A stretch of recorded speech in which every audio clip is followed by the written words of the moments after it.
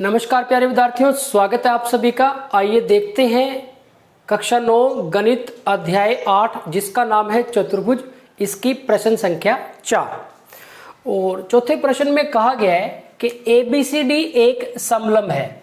ABCD एक समलंब है जिसमें जो AB है वो DC भुजा के समांतर है। AB और जो DC भुजाएं हैं वो आपस में समांतर है।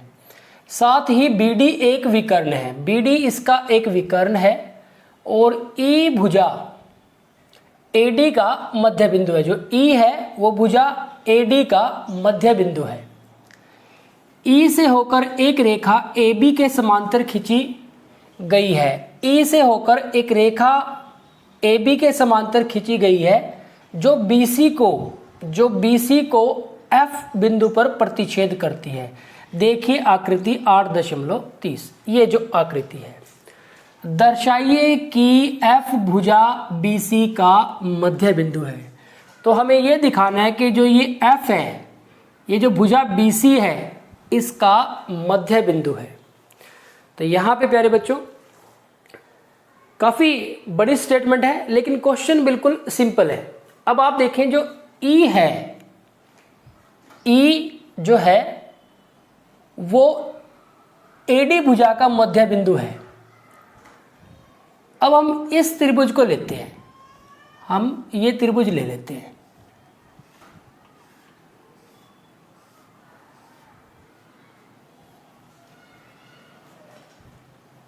E AD का मध्य बिंदु है और जो EF है वो BC के AB के समांतर है। एक रेखा खींची गई है।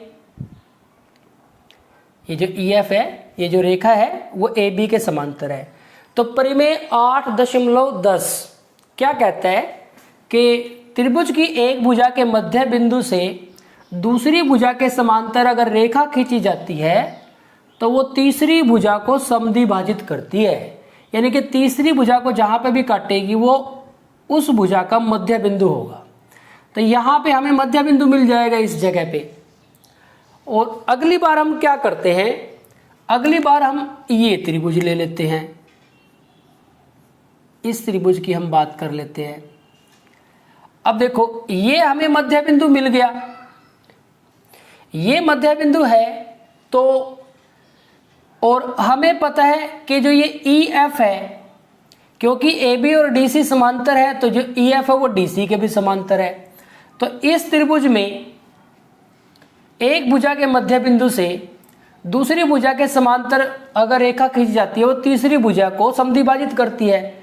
यानी कि जो F है ये BC का मध्य बिंदु हो गया। और यही तो दिखाना था हमें कि जो F है वो BC का मध्य बिंदु है। हो गया हमारे पास क्वेश्चन प्रूव। तो इस तरह से स्टेटमेंट को देखकर आपको घबराना नहीं है। अब इसको देखो लिखना कैसे है, अब वो देख लेते हैं हम। इसमें यहाँ पे हमारे पास अगर हम इसके हल की बात करें तो दिया है हमारे पास, क्या दिया गया है, एक समलंब ABCD जिसमें AB समांतर है DC के। एक तो ये बात है। BD इसका विकर्ण है, ये हमें पता ही है। E भुजा AD का मध्य बिंदु है। साथ में हम लिख देते हैं कि E भुजा AD का मध्य बिंदु है। एक ये बात हमें दी गई है। E भुजा AD का मध्य बिंदु है। E से होकर एक रेखा AB के समांतर खींची गई है। E से होकर एक रेखा AB के समांतर खींची गई है जो BC को F पर प्रतिच्छेद करती है। यानी कि हम इस रेखा को EF ही मान लेते हैं। और क्या है हमारे पास कि EF समांतर है AB की। ये भी हमें दिया हुआ है। हमें दिखाना है कि F भुजा BC का मध्य बिंदु है। तो ये हमें दिया हुआ, हमने लिख लिया। अब हमें सिद्ध करना है, हमें सिद्ध करना है कि जो F है वो भुजा BC का मध्य बिंदु है। F भुजा BC का मध्य बिंदु है। यानी कि हम BF और CF को बराबर दिखा दे तब भी ये काम हो जाएगा, या किसी भी तरीके से हम इसको सिद्ध कर पाए। अब आप देखेंगे क्या है हमारे पास। अगर हम बात करें त्रिभुज ABD में, त्रिभुज ABD में, ABD में आप देखेंगे कि E भुजा AD का मध्य बिंदु है तथा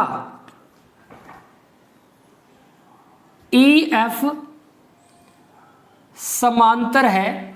जो EF है वो समांतर है AB के। देखो दे रखा है EF समांतर है AB के। जो भुजा BD को कोई पॉइंट मान लेते हैं, यहाँ पे FG पॉइंट मान लेते हैं हम इसको, G बिंदु पर प्रतिच्छेद करती है, प्रतिच्छेद करती है। अब हमें पता है कि मध्य बिंदु हो गया और इसके समांतर हो गई, तो इसलिए हम कह सकते हैं कि जो G है, G भुजा BD का मध्य बिंदु है, बिंदु है। यहां पे हमने क्या यूज कर लिया, परिमेय 8.10 यही लिखा है हमने कि E भुजा AD का मध्य बिंदु है तो EF समांतर है AB के, तो इसलिए ये बात होगी। आप लिखना चाहो तो लिख सकते हो पूरा, क्योंकि हम जानते हैं कि किसी त्रिभुज की एक भुजा के मध्य बिंदु से दूसरी भुजा के समांतर खींची गई रेखा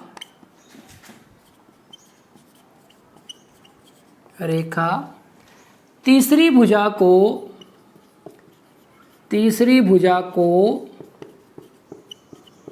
समद्विभाजित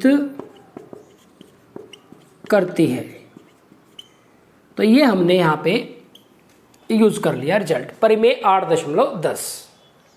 अब हमें पता चल गया G मध्य बिंदु है किसका, BD का। ठीक इसी प्रकार यही कॉन्सेप्ट अब हम यूज करेंगे। इसी प्रकार त्रिभुज BDC में या BCD में G भुजा, G है जो वो भुजा BD का मध्य बिंदु है तथा जो देखो EF है, जो EF किसके समांतर है, EF समांतर है AB के और AB समांतर है DC के। तो यहां से तथा EF, तो EF अगर समांतर है तो GF पे भी हम वो बात लागू कर सकते हैं कि GF समांतर है किसके, DC के। कैसे, यहां पे आप रीजन दे दोगे, क्योंकि EF समांतर है AB के दिया है और AB समांतर है DC के, इसलिए EF समांतर है DC के।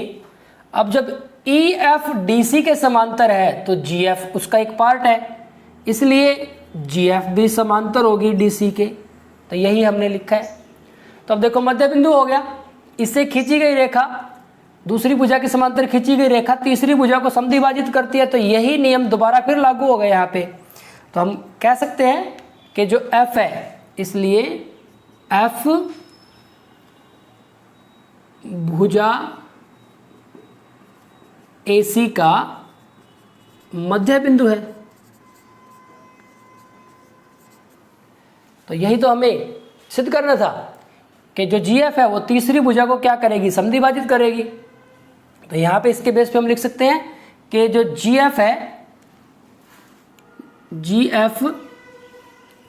GF BC का समद्विभाजक है, BC का समद्विभाजक है, अतः F भुजा BC का मध्य बिंदु है। आप ये लिखना चाहो तो लिख सकते हो, इसको आप छोड़ना चाहो तो छोड़ भी सकते हो। तो ये हो गया प्यारे बच्चों हमारे पास क्वेश्चन नंबर 4। अब आपने देखा कि हमने शुरू के 2 मिनट में ही एक ट्रायंगल ये प्लॉट करके और एक ट्रायंगल ये प्लॉट करके इसको ओरल बिना कॉपी पेन के इस क्वेश्चन को हमने कंप्लीट कर लिया था। तो इस तरह से ये पैटर्न है कि इस तरह से आपको लिखना है। तो आपको लिखने की भी समझ होनी चाहिए कि किस तरह से आप उसके हल को लिखते हैं। तो प्यारे बच्चों यहाँ पे हमारा जो क्वेश्चन नंबर 4 है वो कंप्लीट हो जाता है। लगातार प्रैक्टिस करते रहिए। Thank you very much.